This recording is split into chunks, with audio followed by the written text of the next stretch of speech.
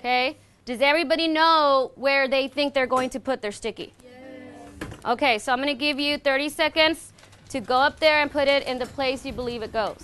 One thing that I hadn't done before that I decided to do this time was an anticipation sort of question for them.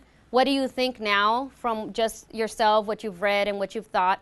And that's where they had their sticky, and they put which character they thought showed the most courage. Then after that, I had already picked their partners, who they would be listening to and who would be in the inner circle or the outer circle. I had a mix of students. They weren't all the high students in the circle. Some were shyer students, and some are students that maybe are better at expressing than writing down. Also, we're talking about the theme courage. Remember that. Which character shows the most courage? And give examples from the text. My goal this time also is to hear you guys asking each other questions as well. You heard that that's one of the things on the rubric. So if somebody says something and you don't agree, you can ask them a question, because then I'm going to step back and you guys are in charge of the conversation. You guys decide. I'm out.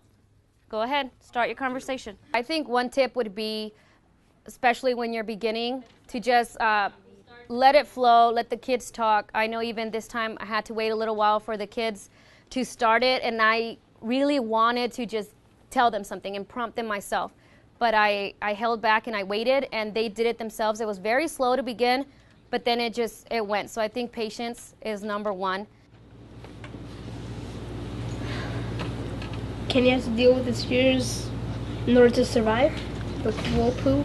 The kids will get there. The first 2-3 times might not go so well, but they will get there. Can you mention that he got hypnotized when they were about to burn him? Yeah.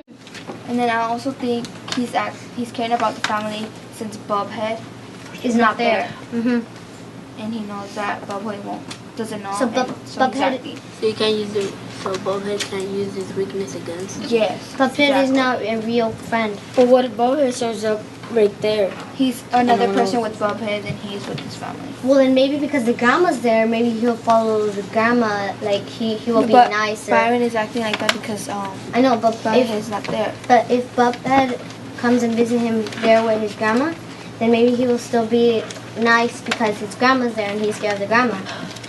No, I don't think so. Look, he did that with his parents still.